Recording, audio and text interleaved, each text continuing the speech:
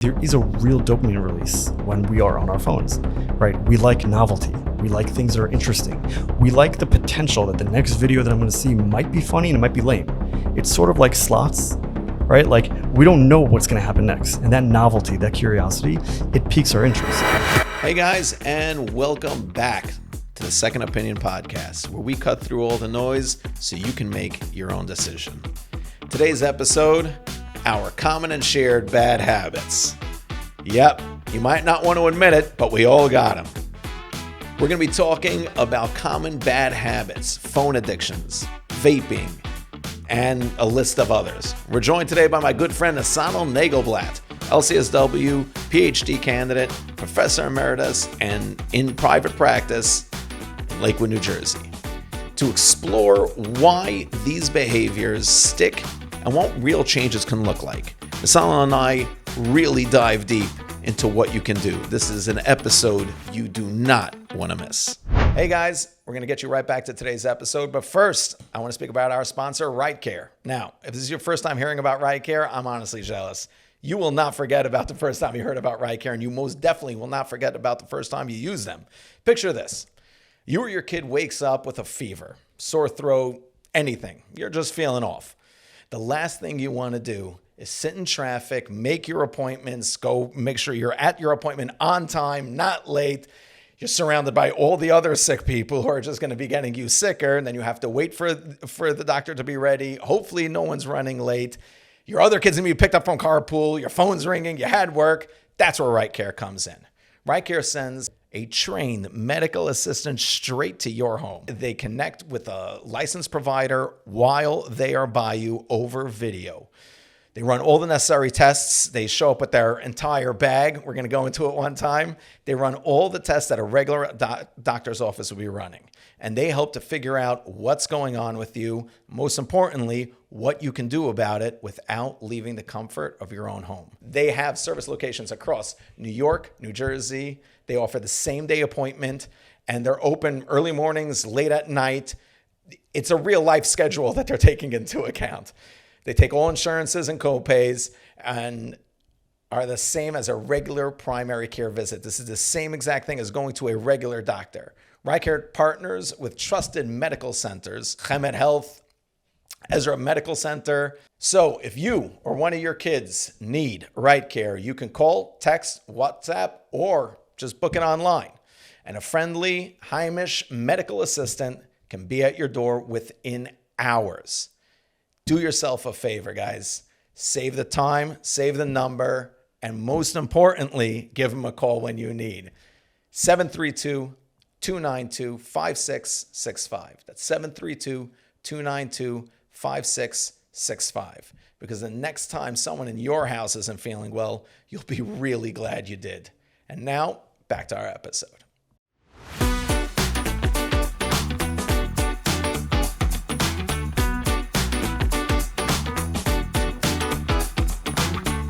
Asano Nagelblatt, welcome to the Second Opinion Podcast. Thank you for having me, Yossi. So give us a little background on currently of where you are now and what you do. Sure. So I'll give you a little bit of background.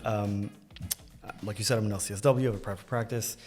In my private practice, I mainly see three subcategories: addiction, trauma, and family systems, which a lot of them are obviously very intertwined. When you have people going through addiction, there generally is a trauma, whether if there wasn't a trauma before, there's a trauma through the addiction, right? Just through the development of the addiction. And then when you work with a spouse, when you work with parents, children, you start working with, the broader family system. And you were right about what you said, like working in the field of addiction is not easy. Burnout rates are high. When I teach students in YU, one of the things we usually get to between the first or second class is that this is a very serious field. You need to be at your best because it is literally life and death. And I'm sure you can say the same. I think we've been to more funerals than we ever thought we would go to. And that's when we talk about hardcore addiction. And most unexpected ones. Exactly. And you're never going to an expected funeral. That's right. That's the hardest part of those. We'll get into that, but yeah. Sorry, right. And even like getting your brain accustomed to that, I know this is not the topic for today, but addiction takes the best of us unexpectedly. It's the people who are doing better, the people who are doing well. So the field of addiction is a very hard field, and there tends to be a lot of trauma, whether predispositions trauma or a childhood development trauma. And then there's the family system, like working with the broader family piece. What we're discussing today is a little bit tricky because it's not as quantifiable as a hardcore addiction. Exactly. And I think that makes it very, very complicated. And you end up on the spectrum. Either the awareness, we over-assess and everyone is like the worst case, everyone's a hardcore addict, or we don't talk about it at all, and there's a shame and there's isolation. And I think being able to get the middle of where we can just assess, what is this behavior, what is it doing to me, how problematic is it, and how can I possibly change? I think that's what makes this, the bad habit topic, a little bit more complicated than actual addiction. One other challenge that I've seen, and you'll tell me if you agree, I've seen that in hardcore addiction, there's a rock bottom. I know rock bottom is controversial. Everyone who hits rock bottom takes out a jackhammer and they manage to dig deeper and they keep going, right? But eventually, right, when you're at the bottom of the barrel and you've spent tens of thousands of dollars on drugs or alcohol, and it hits you in the face. When we talk about some of these bad habits, you don't have that hardcore rock bottom as much, which prolongs the proverbial addiction. And the damage is much longer. Right. So it might not be as sort of deep, right? But it can go for 10, 20, 30 years, right? Like when we talk about addictions, alcoholism is a harder addiction in some degrees because of it's socially acceptable, right? You go to a kiddish, there's usually, without a question, they're not serving heroin at your local kiddish, right? But there's alcohol there. Actually, if you... Okay, we'll talk after, yeah. But when we talk about, let's say, bad habits on a phone or, avoidant behavior, escapism, that's totally, again, whether it's okay or not, it's accessible and it's normalized. Like we all do it, and we all joke about how we do it, and we all feel bad about how we do it, but we continue doing it. And I think that just that there's no question. When we take into account, I remember Rabbi Berkowitz one time, and I'm not a big proponent of the constant demonizing of technology. First of all, that even if that was a thing or is a thing, that was years ago. And what I mean by years ago is not that now technology is safe. I mean, the word doesn't even apply anymore. What are you talking about? Right. What's technology? There's so many things that are technology right now and that are all over the place technology. We can't just refer to it as technology. You have to be talking about something. Yep. And we have, one of the big things I wanted to cover with you also was social media, and not just the non-Jewish one.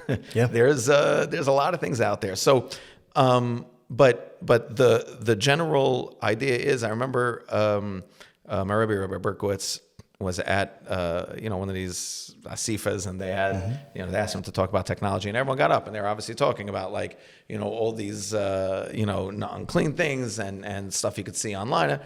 And Rabbi Berkowitz got up and he said, "Listen, yeah, that's out there. I'm not saying that. I'm not saying that's okay. I'm not saying."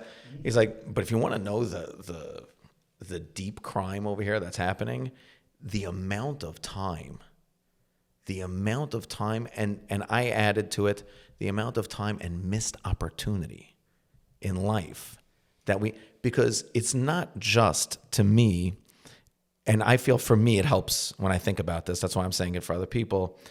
To me, it's not just that if I text while I drive, the odds that I end up, God knows what, is very high. Is that if I text while I drive, I'm not talking to my kids. They're here in the car. I literally have them locked in. There's nothing they could do but listen to me right now. They have to have a conversation with me or nothing's going to happen. It has to happen right now. And then if you really take it into account as a fly on the wall or a fly on the door of a car, and you're looking inside and a parent's sitting there on their phone, there's never a time where I'm on my phone and I'm not agitated, right? Immediately, I could be getting good news on my phone and I'm still somehow agitated and now I'm sitting there texting, driving, agitated, and now one of my kids actually want to ask me something just hang on a second, I'm trying to, just give me a second.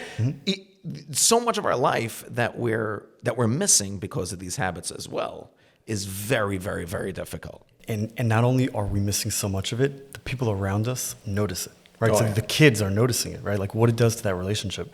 I'm trying to figure out how to share a lot of these stories because obviously we have to change some identifying details. But I had a kid. His teacher gave him like an assignment about writing. How do you feel about Rosh Hashanah? Like just an emotion. He wanted to like get an assessment, and it actually opened up a different conversation about religious trauma, which is a separate piece. But the teacher showed me this letter that this kid wrote. The kid wrote that, on the one hand, I don't love Rosh Hashanah, davening is long and I have to walk really far, but I do like it because my father can't use his phone for 2 days. Wow. And this is a 12-year-old kid, right? But to that kid, like, what is it about your phone that is more important than me? Like that's really the implied message. And Rosh Hashanah all of a sudden becomes a great Yom Tov because for 2 days my father can't do that. Why do we not have, in your professional opinion, why do we not have like a regulator that's like, this is dangerous? If I close my eyes and walk down a hallway, that's not even a dangerous hallway. Mm-hmm. My brain would be yelling at me. What's going on that we're not?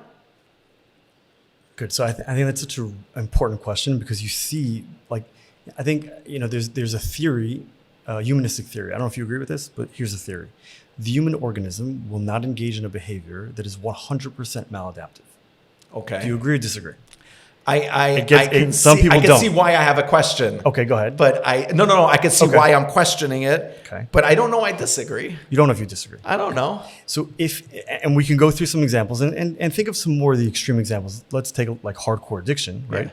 That's a pretty maladaptive behavior. Yeah. But if it was 100% maladaptive, then why do people keep doing it? Meaning the humanistic theory is going to really ask us what is the reason why, right? What's going on beneath the surface. And I think with this, you're thinking. I am. I'm trying to think like, I don't know. Maybe I do agree with that. Yeah. Yeah. It gets tricky. Yeah. Some people do, some people don't. I really think it's important that we start this conversation with no shame. Like this is not about shaming people. Right. This is a common issue that every single person that has an iPhone or the other people who have the other model phones in their pocket, right? But every single person who has these phones in their pocket, this is what we're going to struggle with. Yeah. And the question is, as a society, as a community, how do we address it? Mm-hmm. So it's not about like shaming people into yes or no, just how do we deal with this behavior?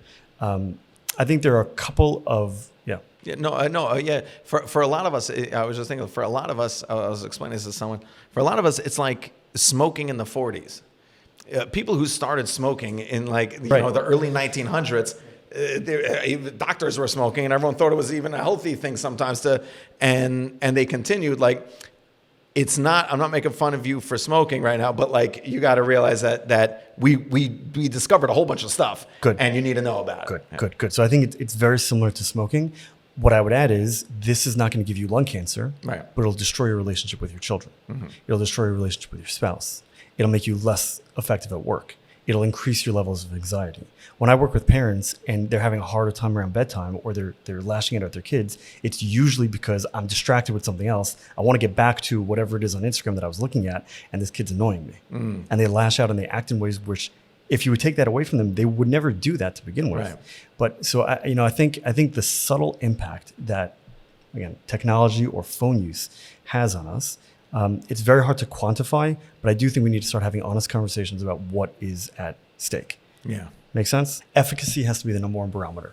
Yeah. So is what we're doing effective? Define so that. Are we being effective or not? Right. If it's being effective, let's do more of it. Right. So if lecturing is working, double down. Yeah. Give 2 lectures. Yeah. Right. Yeah, doesn't work. Right. If it's not working, maybe we need to take a pause and figure out a different way of having this conversation. Right. And I think around this topic, let's talk about it. If we're going to raise awareness, and I think you're absolutely correct, raising awareness doesn't come through stats. It doesn't come through how many accidents there have been. It doesn't come. It's about having conversations, but it's also about being aware ourselves. Mm-hmm. Like when I'm distracted, when I escape from life using my phone, it destroys spousal relationships. It destroys the connection with children.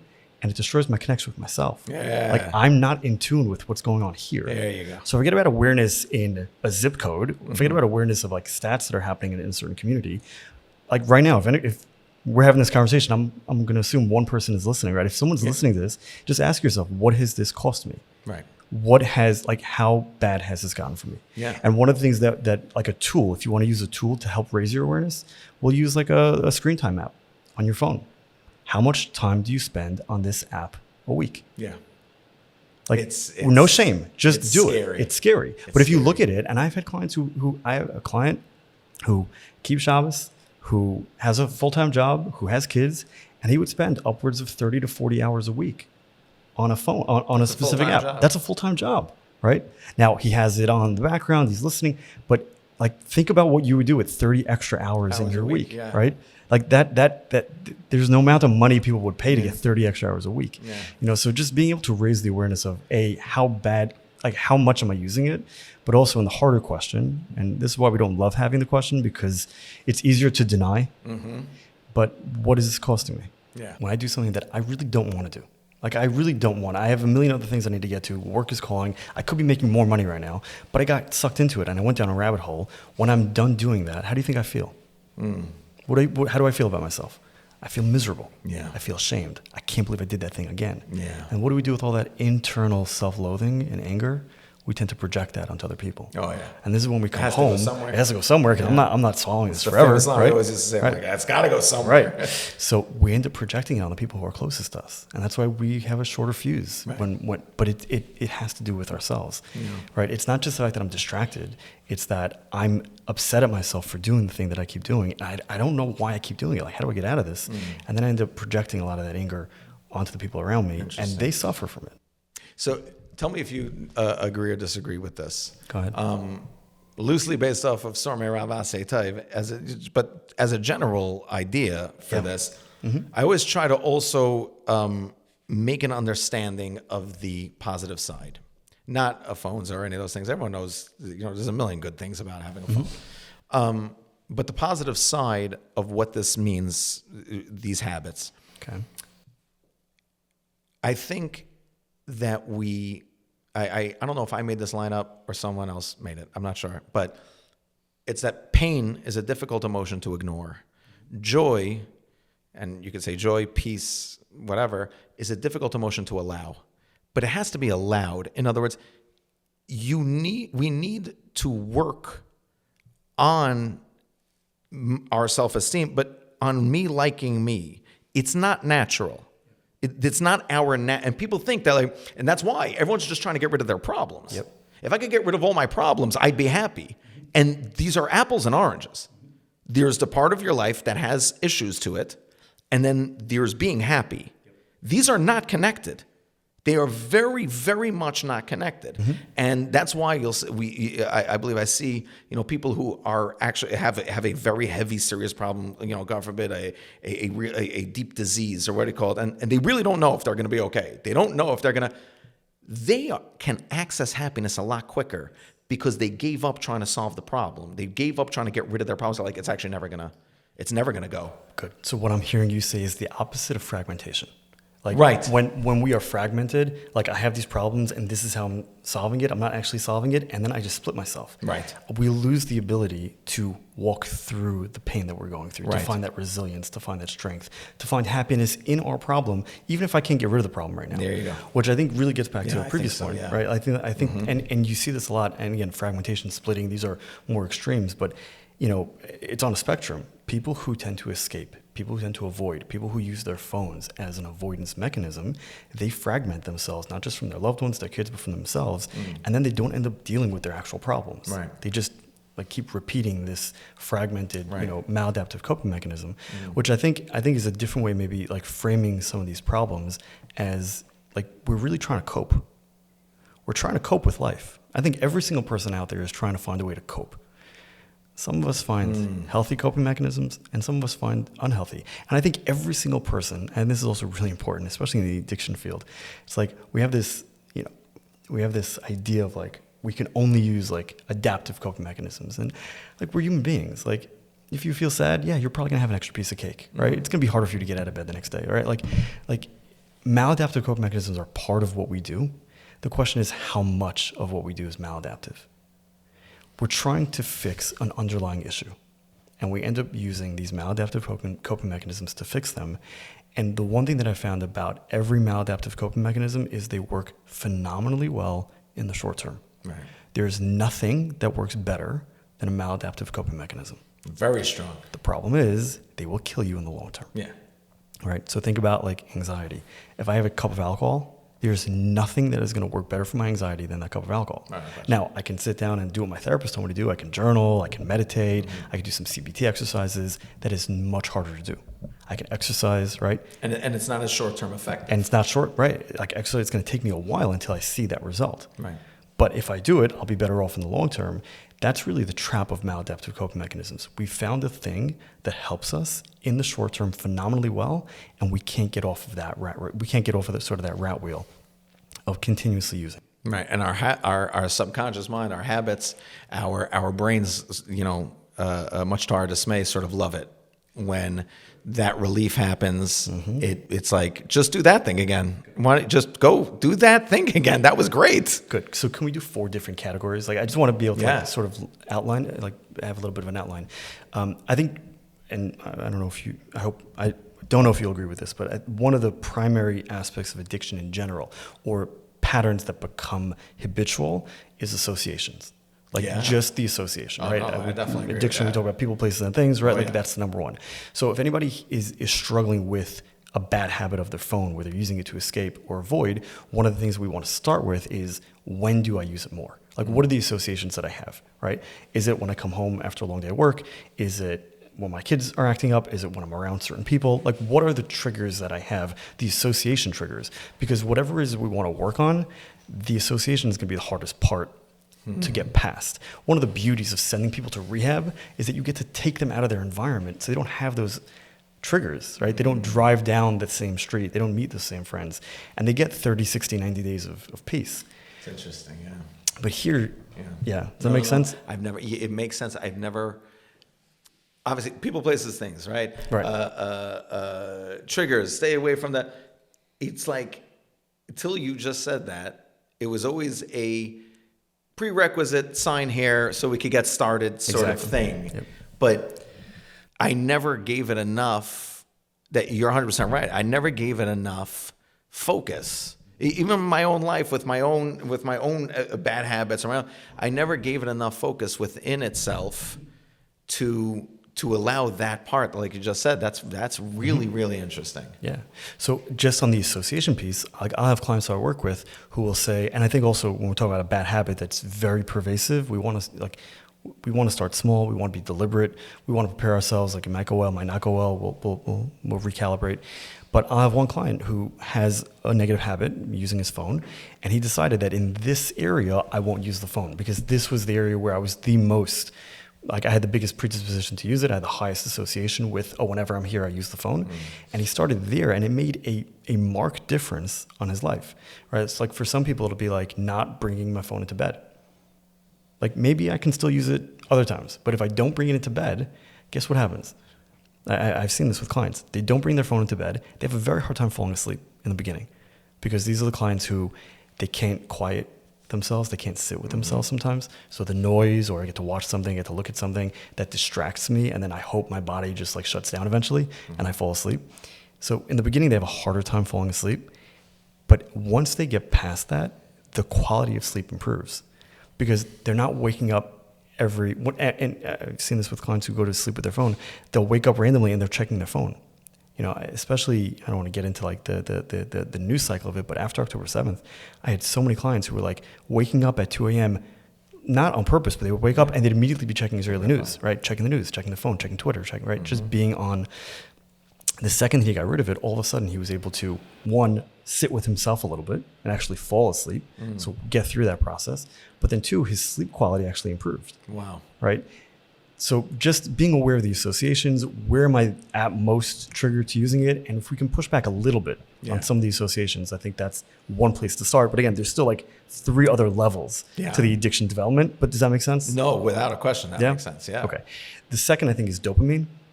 And there is a real dopamine release when we are on our phones, right? We like novelty. We like things that are interesting. We like the potential that the next video that I'm going to see might be funny and it might be lame. It's sort of like slots, right? Like, we don't know what's going to happen next. And that novelty, that curiosity, it piques our interest. Now, a lot of people get dopamine wrong. We tend to think that dopamine is this feel-good chemical in my brain, that when I get this release of dopamine, it feels good, and my body says, oh, that felt good, let's do it again. That is not dopamine. Dopamine is the reward system in the brain.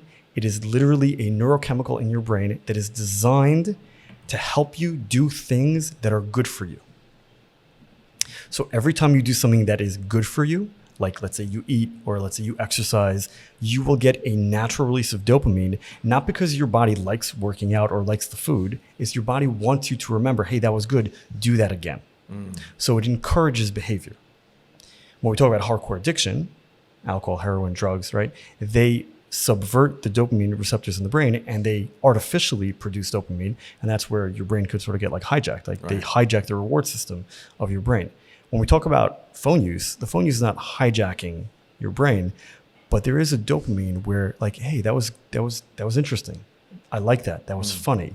And that creates this little dopamine loop where I need to do that again because I like that. And now I get tricked into thinking this is good for me. Right. We're sort of taking the brain's natural reward system that's designed to help us do positive things, and we're subverting it with things that in the long run are actually going to be really negative. Actually going to route. Right? So when we talk about addiction, like, you know, a lot of people like throw the word addiction out very, very loosely, Very easily, right? yeah. Like everyone's an addict. Yeah. I don't think that's actually true, right? I don't know too many people who are, selling their kids or whatever, like sleeping under the bridge, right, with needles coming up because they're on their phone. I don't know if that's like, you know, there are different levels in the addiction the addiction spectrum, but there is a part of it where it is compulsive, where I feel the need to keep doing it again and again. And that's a little bit of that dopamine. On its own. Just in and of itself. In and of itself. That compulsion to keep on doing it. Excellent. Not because currently I'm feeling a certain way. And this is one of the things that I find to be probably the most misleading parts or misunderstood parts of addiction is the compulsion aspect of it, where at a certain point, the person is not responding to anything. There's no response. It's not like something happened and they responded. Yep. It's a compulsion to just keep going. Just do it. Right. And that's where when you get addiction, and you're like, people will literally give up 6-figure jobs. They'll give up families, kids, wives, because their brains literally get taken over that this is what I am compelled to do. I need to do this. Like my life depends on this more than my wife, my kids, my family. Right. Now that's an extreme case. That's hardcore addiction. But to a degree, you have this with smartphone use as well. Yeah. Now, because of that dopamine loop that we get caught on, which is also why when you ask people to put their phones away, you get a little bit of like that withdrawal because, oh shoot, I don't know if I can do this, right? Like that's where we start pushing back. But I think this is a very important point. It's not just the maladaptive coping mechanism. It's that dopamine that creates a level of dependency. And that's really where the dependency part of addiction comes in. Is that it's not something. This is also one of the things I have to explain to a lot of people. It's not something I want to do, and it is not something that is fun for me to do. It looks like something, but I'm not having a good time here. I'm compelled and I'm dependent on it. Yep. It's you're dependent. I never like when people call it, compare it to oxygen or whatever. But you, all of us are dependent on things, and I'm dependent on this to make it to tomorrow. I'm dependent on this right now. So that part of it, certainly, yeah. And that's not easy to get off of. But I think it's important that we have that awareness because we're not just talking about, willpower, like why don't you try harder? Like, and part of this is like shame mitigation. Like this is hard. This is really, really hard. We have years of associations that we've built up. So there are just habitual patterns that we associate, being here, I use it more. We have the dopamine loop that we get caught on.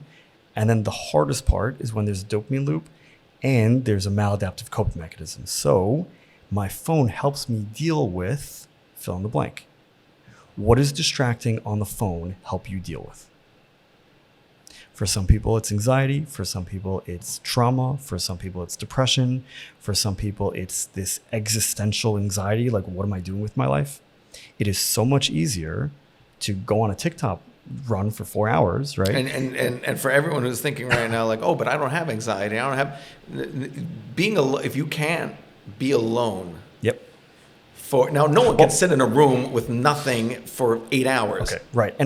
But if you can't lay down alone, without right, that's a problem. Right. And I think again, that's where you see the inverse, right? try it. Try to sit with yourself for 5 minutes and see what comes up. Yeah.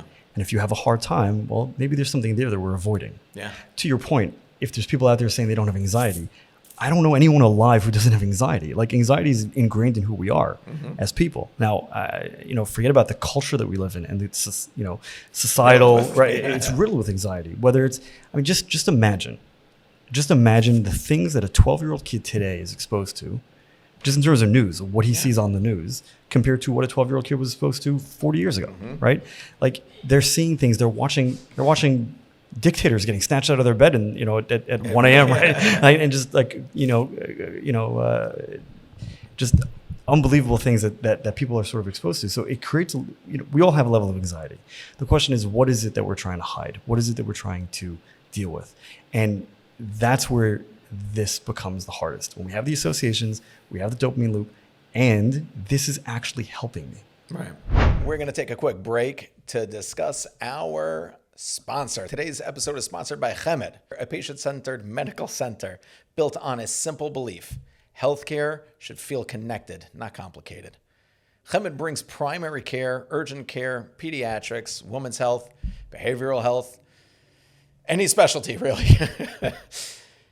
All the services together under one roof, so patients don't have to navigate their care alone. With teams working collaboratively, patients benefit from all of their doctors. Better communication, smoother follow-up, and more thoughtful outcomes. All of these people working together creates a much more synergized and streamlined a point of care for people. What truly sets KMED apart is their whole person approach. Medical providers work closely with behavior specialists, care management, and support services to ensure care doesn't stop when the appointment ends. Rather, it continues with the patient all through every appointment, every time that they come for point of care. KMED also prioritizes access with timely appointments and care designed for real families, real people, real schedules in their real daily lives. They are deeply rooted in the community. KMED is committed not just to the treatment of all people, but to education, prevention, and long-term wellness. To learn more or experience care that feels coordinated and human, visit KMED at their Lakewood locations on Madison or River, or in Jackson, or online at chemedhealth.org. Hey guys, we're going to get you right back to the episode, but I just want to talk to you about today's sponsor, Vivit.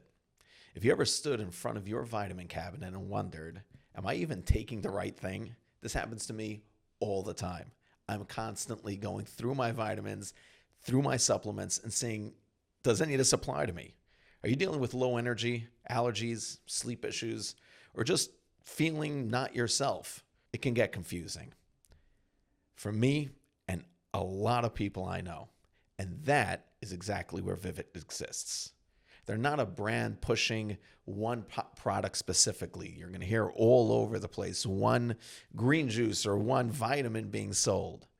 They're a vitamin concierge service. You can call, you can WhatsApp, and they're going to explain to you exactly what it is that you need to be taking for your lifestyle and your needs are.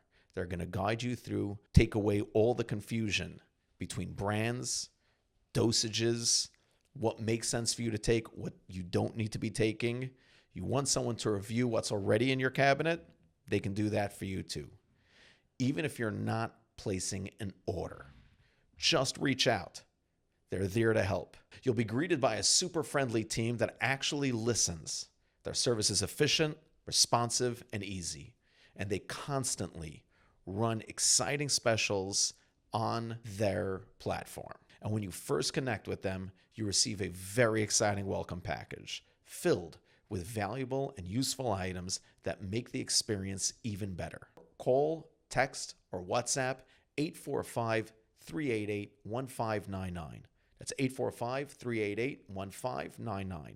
Or you can visit their website at myvivit.com, and you'll be directed straight to someone who is knowledgeable and can help you. Just message them. Consider your vitamins handled. It's interesting that you mentioned news. I find, tell me if you see this in your office, but I find that it's become compulsive to the point of just about, I mean, obviously there are exceptions, but just about any other drug that I know is right now is news. Yep. And I see people who I know are otherwise very respectful, calm, collected people that cannot hold a normal conversation without checking the news, knowing the news, or giving their news and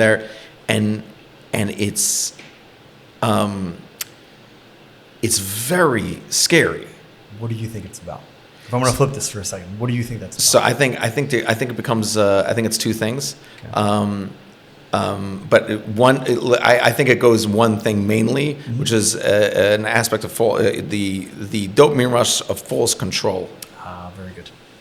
That's what I think it is. Yep. Yeah. Yep. I think if I know what's going, and this, by the way, even goes back to the awareness. Where does all the fear mongering and awareness come from? It's that same thing. Yep. It's that if I know what to be afraid of. Mm-hmm.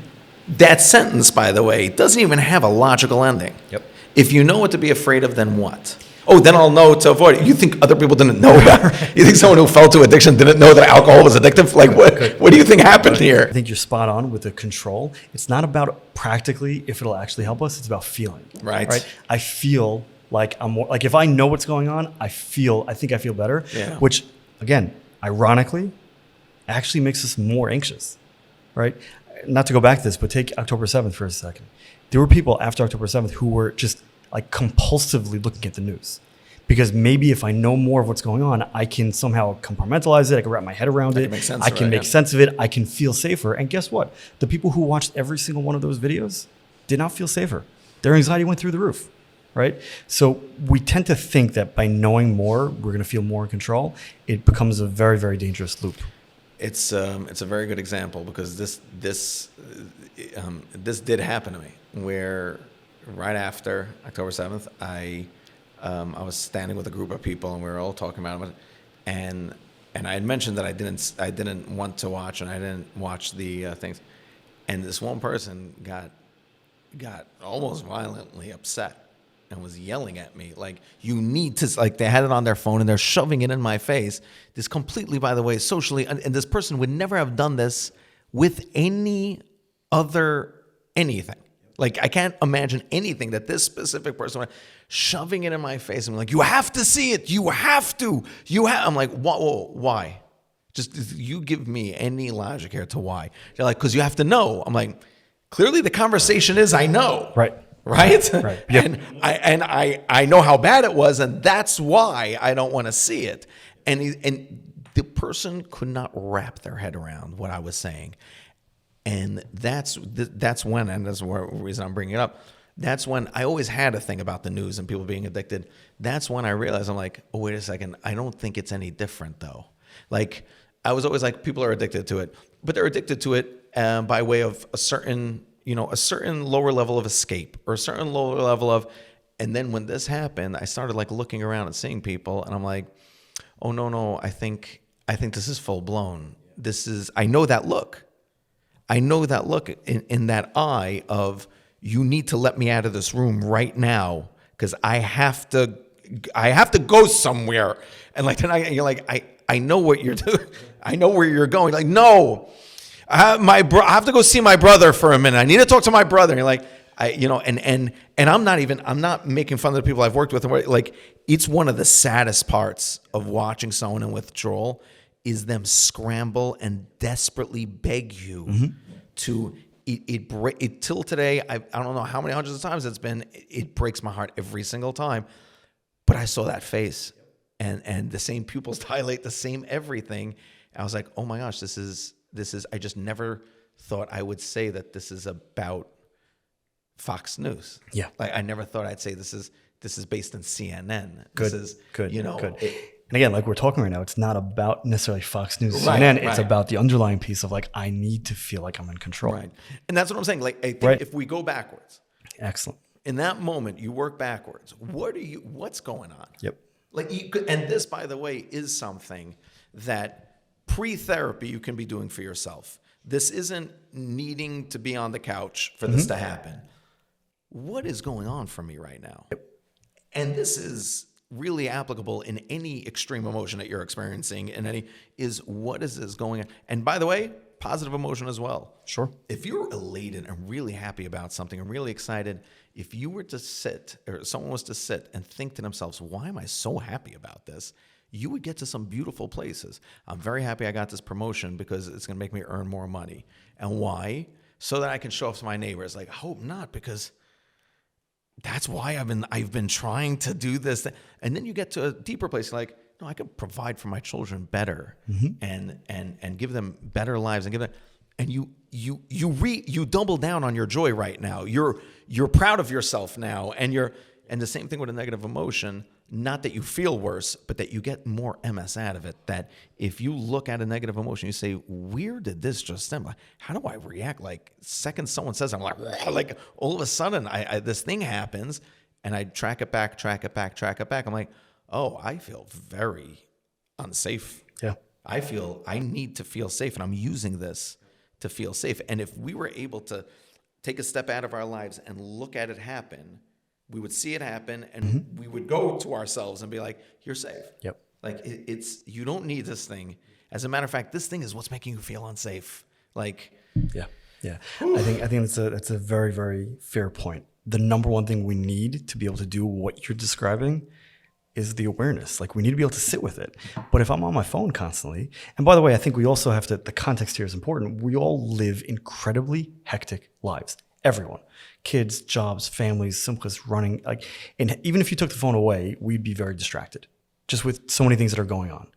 But being able to sit with ourselves for 30 seconds, just breathe, relax, get sort of grounded in your body. What is it about this thing that is making me feel the way that I'm feeling? Good and bad, the way you're describing it. I think we uncover a lot of gold when we do that. Oh, yeah. We just can't do it because A, that's a little bit uncomfortable, and B, you know what's more comfortable? TikTok, my phone, right? Yeah. Just being distracted. Because I know that whatever it is I have to work through will go away if I do. There's a certainty. And I always say fear and certainty, those are the devils of all of these things. Is I'm too afraid, and it's usually fear of failure. So it's fear of failure and certainty of consequence are the worst things. And I'm certain that if I do this, the consequence will be it will go away, and I will be happy, and we're always wrong. But there is no such thing as a certainty in any aspect of anything. You didn't get married because you were certain, right? You followed something else into marriage. You didn't have children. Definitely, you didn't have children because you were certain. There's no way you followed something else into having children. Starting a business, and the things that you can definitely point at and say, I was uncertain, there's no way I could have even had certainty over here, are also the things in your life you love and appreciate the most, are the things that give you the most meaning in your life. So when all that, gets combined, I want to flip here and go to positive steps, because I find this, for me and to a lot of people, is such a problem. If I don't have a playbook of where to go, I don't know what to do. Like, it's so much easier to go back to the phone. The minute I try not to, it's where I go. So what would you say, like, first step, first step, I want you to, now, first step, like you said, we really did the first step, is awareness. But awareness for people can turn so quickly to what we're avoiding, which is shame, and it can spiral on its own. It can develop a life of its own awareness. So, and this is a very common trap. Obviously, in the 12-step model, you see people get stuck in like step one, and they just spiral into like the negativity and the self-loathing. I think there are two really important first steps. Context is very, very important here. Number one is awareness, like you're saying it, but not a shameful awareness, not this like self-flagellation, like I'm beating myself up into submission. Because again, by the way, let's get back to efficacy. If shame worked, you would have stopped doing this 10 years ago, a long time ago, right? So obviously it's not working. If it's not working, we need to stop. Now, if you think it still might work, go ahead, double down, right? But We all know it's not, right? So let's have this conversation without the inner shame and just raise the awareness of how much time am I spending on this? What is it doing to my life? And there are two parts to this. Not only what does it cost me, but what do I want to have more of in my life that I can't have right now? So sort of like a positive. Some clients will get like very stuck on like the negativity, and they'll get lost in, I messed up and I ruined so many things, and they get stuck in that negative spiral. But when you start talking about the positives, like I actually love my kids. I love spending time with them. Do you know how great it would be if I got to spend more quality time with them? Like, what are the positives in your life that motivate you? Whether it's, relationships, kids, money, whatever it is that you're looking for, financial goals. Like there are things that are positive in your life that you want more of that this thing is blocking you from. So the first step is awareness without some of that shame. So just like almost factual. Like you're just writing an objective report, not subjective, an objective report. What does this cost me? How much time am I spending on it? And this gets a little bit trickier, but what is it really doing for me? Like what is it helping me cope with? And then we move to motivation. We want to be able to build internal motivation to stop doing the things that we're doing. Internal motivation is very, very important because the second we're not internally motivated, forget it, I go right back to it. What are the things that I'd like to have, like the positives in my life? But also, what has this brought me to, and how uncomfortable am I with it that I'm not okay with it? And I know this sounds like maybe like oversimplified sometimes, but we'll do like a pro-cons list. Like pro-con of the behavior if you continue it, and pro-con of the behavior if you stop doing it, right? Like let's balance both of them just on a piece of paper, right? The pros of doing the behavior, well, yeah, it helps me deal with my anxiety and helps me deal with my stress and helps me, right? And the cons of it are all the cons we've talked about. The pros of stopping the behavior and then the cons of stopping the behavior. This is not going to be an easy journey, but getting the awareness and then getting that internal motivation. And then the next part is we need to do something. We can't think our way into this. Right. We can't wish our way into it either. We need to start with some action, and this is where action gets very, very tricky. We need to know it might not work. Stages of change, right? Like relapse is one of the stages of change. Good. And I tell this to everyone, you walk into an AA meeting, there are guys there who haven't had a drink in 20 years. They got into recovery one time, they got to clean. You don't have to relapse. But if you do, don't be shocked. That's part of this process. That's part of the process. So if we're going to do this, there is nothing that isn't part of the process. Exactly. And if I may, I think, I know this is not a hardcore addiction topic, but I feel like real recovery actually happens the second after the relapse. Yeah. Like the guys who never, if someone never drinks again, beautiful. That's amazing. There are a lot of people who go into a coma for 20 years and never drink again either, right? It's not about not doing the behavior. There we go. It's about how do you deal with. That's what I was trying to point that over here. So when I had a client who relapsed and she came into a group the next day and said, hey, I messed up. I want to get back into it. She did everything opposite of how she used to deal with failure and shame and disappointment. She didn't lie about it. She didn't spiral. She didn't go into on a binge. Like she was able to get in front of it and say, hey, I messed up. It's okay. And guess what? In a calendar year, she had 3 relapses, one-time use, and now she's beautiful. Now she's doing amazing. So right? Those are, to a lot of people out there, I just want to quantify something over there because it might sound, in the addiction field, that is an insane win. Like it might sound like weird, right? That's a crazy win as it is, as it works. So, but that is a point I think is so important to make and really should be our main point here, because most of the people that we are talking to out there are, I thought of making a podcast one time and I wanted to call it "This Is For You," and this is for you and you only. It was going to be, this is for you, ... and you only. Meaning, or your eye, or for your eyes only, or whatever it is. And the main point of it was, I don't want anyone sharing or thinking anything about what we discussed on this podcast with anyone else. It's only about you. You, like, if you hear something here, internalize it. Don't be like, I knew it. My wife should not be on her phone this much. Like, take this for you and you only. Don't preach this to people. It's not the way it works. Number one. Number two, the idea of what do I do? For me, it's the last thing you said over there. When we say, what am I risking? What am I losing by this happening?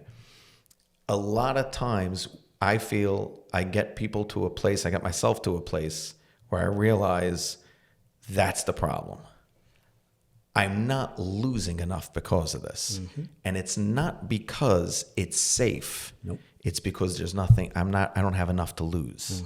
And that within itself means it robbed me of having something to lose.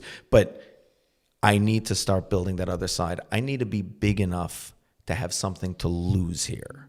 So if somebody, if I was eating kibbeh, which is Sephardi food, I don't know, to not dip kibbeh into tahina is like, it's impossible. Like you have to have it with, but if I was allergic to sesame seeds, God forbid, the taiva wouldn't even, like the pull wouldn't, I have too much to lose to get the taste of tahina right now. My throat's going to close up and it's not worth it. I have too much to lose. The only thing over there is that it's all based negative then. I could lose my kids. Yep. I could lose that's not a reality in our minds. But if, I'm certain you've heard, if you've sat in on enough meetings, you've heard this one 1,000 times. But, in session, I'm sure this comes up. I don't want to get clean, but I'm going to for my kids because I'm going to be the father that they deserve. I'm not by any, but I'm going to be the father that they deserve. There's something just became a lot bigger here. And there's a strength and a motivation that comes from that says, I'm not even, and this is where sometimes an addict really realizes addiction. Because they're like, I'm not even wanting that thing anymore. I don't even feel safer with it. I really want it out of my life. Like, not like I wish I would want it out of my life. I actually am there. I want this out of my life. And I feel a compulsion to do it at the same moment that I'm saying I want this thing out. There's a murderer running through my house and I want him out, but I'm also cooking him dinner. Like, no, you get him out or cook him dinner. You got to decide having that reason, that why and a lot of times it's something that we have to build. Yep. And when someone starts building connections, if it's the from world, and again, I'm not saying this by way of someone who's this full-blown addict into even if you're trying to stop something that's just uncomfortable, you don't like doing it as often as you're doing it. Yeah. You don't like falling asleep with your phone, like you said. You don't like when I'm driving my kids carpool. I want to talk to them. I don't want to, Motzei Shabbos. I used to smoke for years. I used to have a thing. I never smoked Motzei Shabbos. I would not smoke a cigarette. I'm like, I want to know that I didn't end Shabbos at any point because I want to have a cigarette. I used to wait till Sunday morning, just so that I knew within myself. Now, there was a certain part of lying to myself and conning myself into, now it's okay to continue. Good. There's no question. But the concept of having something that is, just you have on and you want to, but you want to know and you want to gain control over and make sure that it's not controlling you. One of the best one of the best steps I find people taking is filling their life up with something that makes it too valuable to lose. And we're like, well, what do you mean? I have a wife, I have children. That has become complacent with it. Like, you are a part of them. They're going down with you. And you're so connected to them that you can't see what you're losing because it's the same thing as losing you. So something bigger in your life, new and bigger in your life. That's why a lot of times working out even helps people. Exercise for a million reasons, but working out helps people. Going to do a daf yomi, going to do it, be a part of a group of people that do something. Start building a certain amount of life that allows you to have something to lose that's bigger than TikTok. I think you're spot on. And again, we could probably do this for another 2 hours just on this part. But I think it's so important. We want to be able to build up things that we can lose. For so many people who have been escaping their entire lives, they've never built that identity. They've never built that up. They're the chameleon effect, right? They're different people in different rooms, in different scenarios. And then they have a part of themselves that they never share with anyone. Right. The thing, and again, I'm not even talking about inappropriate stuff. Just like what their YouTube and TikTok, just like their interests. There's this isolation. There's the shame that they keep. When we talk about fragmented self, it's not just splitting. It's literally fragmented into dozens of pieces. Wow. And then you're telling this person, well, let's build up, let's have a positive that we want to live towards. They don't know what they want to live towards. Yeah. Right. They don't. You're speaking Chinese. When when right. You say Exactly. That to them. Right. They have no idea what you're talking about. I think to your point, having community, again, I don't mean the two things that I'm saying right now has nothing to do with religion, but simply going to a shul, gives people a sense of community, whether you're davening or not. Like, you're just there, right? Going to a daf yomi shir, I had a client who like was really not doing well. He started going to a daf yomi shir because he felt internally this was something important to him he wanted to do. You know what happened? He started becoming more congruent. He started becoming more connected with who he is inside. He became less fragmented. And now all of a sudden he has a life that he doesn't want to lose anymore. Like, now he's motivated. Now he feels good about himself. There's a right? sense of belonging. Yeah, sense of belonging, sense of accomplishment. When you talk about exercise is the opposite of everything that we're talking about right now. Literally the opposite. By the way, it's such a simple line. That's such a great line. Exercise is literally the opposite of all the things Everything. that we just described. Everything. If TikTok and and drugs and all these things had a physical in this world opposite, it's exercise. Yeah, because the second you start exercising, every fiber of your being is telling you, sit down on the couch, get a box of donuts, and put on a movie. Just zone out, right? I don't want to do this. And if you can push through the first 2 minutes, 5 minutes, 7 minutes, you get to a place where, like, no, I'm in control and I can lean into discomfort, physical or emotional, and I can deal with that. And you know what happens? A half hour in, I actually feel much better about myself. Much better. Because I am not a victim to circumstance. I'm not reacting to the things that are happening to me. I am proactive. Yeah, and people think that it's like physically working out my muscles. Now the rest of my day somehow is like just, I'm so much Magic. more positive. I'm not scared anymore, and I'm All not of a sudden, anxious, and I'm not, what do you go? And they're like, oh, it must be that the muscle growth no, you fought back. Right. You fought back for 20 minutes this morning. It was 20 minutes. Positive hits of these things are so much more powerful than the negative ones. 100%. We don't give them credit enough. If a 20-minute workout can kill a whole day of TikTok, it's more powerful. That's Yep. And two last points. The serotonin and dopamine release that you get from exercise does not happen as quickly as you get it from TikTok. Right. So it makes it much harder. Second piece, dopamine that you get from hard work tends to last significantly longer than dopamine that you got from a quick fix. Wow. So when you're just going on TikTok, the insidious nature of this addiction is you get that dopamine hit, it feels great, but then you lose it the second you're not on it. So you need to go back to it. And you don't start at baseline. Exactly. It's important people realize you're here, you got a dopamine hit. Yep. When it leaves, you're here. Exactly. Because it's a few things lower. Because your body starts to produce less. Because your brain, because of homeostasis, your brain learns that, hey, we just it's got to balance itself, and you're artificially increasing levels of dopamine. We don't have to do it on our own. Right. And all of a sudden you take it, and now you're all the way here. So you're getting that quick dopamine hit, but it leaves very quickly, so it forces you to go back to it. Versus exercise, you're not getting that quick hit, but when you do get it, it'll last you much longer. Interesting. So, yeah. Interesting. All right. Okay, we need to. I mean, we're gonna do it again, but we need to wrap up. But we also need to do this again. Okay, let's do it. But I ask everyone, ending off. Although, I mean, our topic over here about bad habits, and we didn't even get to vaping and like all these types of things. Although, again, habits are habits. Yep. People get way too hung up, and that's why I tried to qualify everything by saying in the middle as many times as I did that I'm not talking about phones while I'm talking about phones. I'm not talking about TikTok while I'm talking about TikTok. I'm talking about whatever your TikTok is.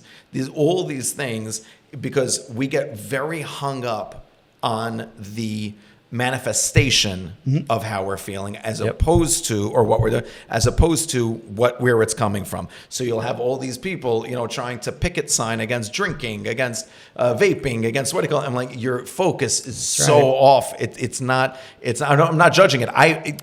With no background, I would also think well, this is dangerous. We have to stop. And it's like, whoa, why? Go for the why first. And I promise you, number one, you're going to find something you can actually do about it. Exactly. Because picketing sign is not working. Exactly. And number two, you're going to find you might have a little bit of responsibility. Yep. You might be responsible for that other person vaping at the end of the day. So, can I share a quick story? Yeah, please. Because this was like my first client that I ever worked with. It was in a rehab. It was in a PHP. Obviously changing a lot of the details, but it really, really like shifted the way that I always thought about addiction. And again, what we're talking about right now, bad habits, is not addiction, right? I think we should have been clear about this, right? Behavioral addictions are not quantified as addictions in the DSM, right? Things in the back of our head we know and we might not have explained. So there's no criteria. Like an official criteria. There are a couple of worksheet, work lists you can do on Google, and you can but there's nothing in the DSM that will quantify a phone use. as a behavioral addiction. Gambling addiction, I think, is the only one that is behavioral addiction. So some of these things might not be addictions, but it's very similar, right? That whatever we call them, maladaptive coping mechanisms, bad habits, we're doing them for a reason. I had this client who walked in, again, changing the details, but 50-year-old male, great relationship, had a kid, became an alcoholic over the last 15, 20 years, and got to a point where he was a blackout drunk. So he would end up in places, have no idea how he got there. He ended up losing his job. He ended up getting separated from his wife, moved back into his parents' basement, lost custody of his daughter, and was facing divorce. Beautiful person, great guy. One of our first sessions, I threw him this question. I thought it was like a softball question, like straight down the middle. I said, like on a scale of 1 to 10, what would you say is the worst, like the most negative aspect of your life? Like what would you say is most, having the most negative impact on your life? And I'm thinking, all right, what's the answer? All right, alcohol, all right, straight up. And he's like, Nate, anxiety. Anxiety is killing me. Like the alcohol is a byproduct of that. And the alcohol, yes, the alcohol has killed me. He got there even faster. Like he got there quicker. And he got there quicker, right? Yeah. Right. So the alcohol is a byproduct of that, but the anxiety is the thing that's killing me. So I think if we're going to start this conversation, the first step is compassion. I have never worked with someone who woke up, like a 35-year-old guy wakes up one day and says, you know what, I have a really great idea. I'm going to destroy my relationship. I'm going to destroy my relationship with myself. Forget about my relationship with my higher power, right, and how connected I am. I'm going to destroy that by escaping. Like nobody does that. Right. This comes from somewhere. This is a habit that's been developed over time. There's a dopamine hit. There's the association piece that gets sort of compounds it and makes it more complicated. But we want to start with compassion. There's a reason why I'm doing it. What is that reason? Where is this coming from? And then we want to work on the awareness. How much is this hurting me? What is it taking away from me that could be positive in my life? The motivation. And we want to start with one action somewhere. So we end every podcast asking, although you might have just done it anyway, but we end every podcast with asking our guest,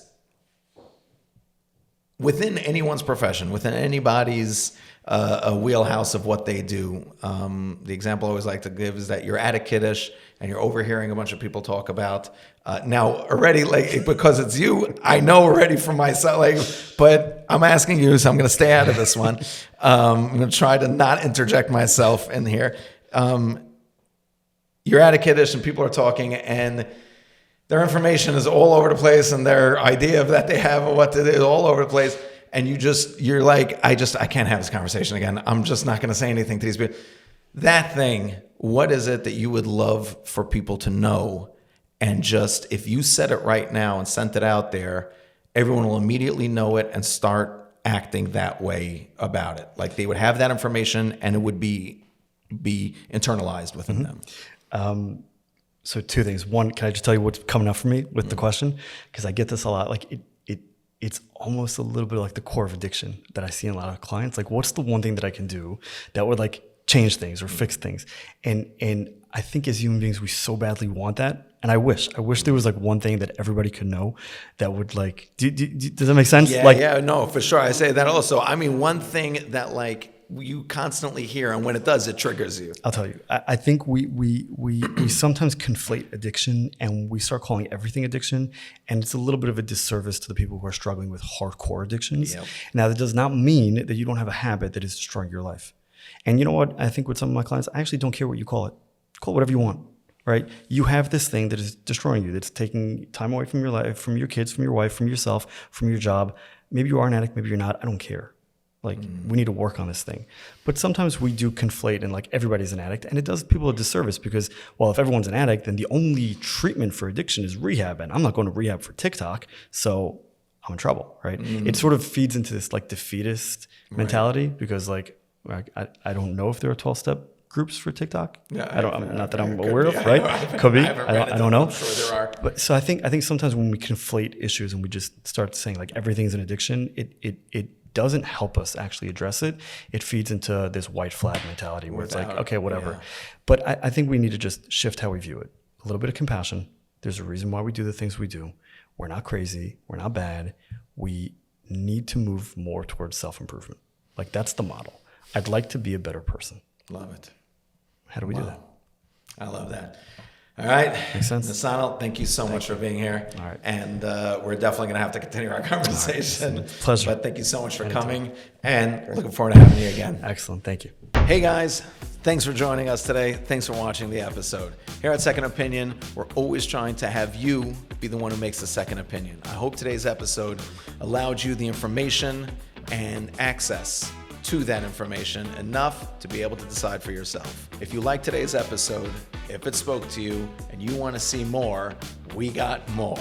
You can access our podcast on anywhere, any platform where you get your podcast. Apple, Spotify, YouTube, wherever it is, we're on there. Video, audio, you got it. Please remember to like and subscribe. And again, thank you guys for joining us.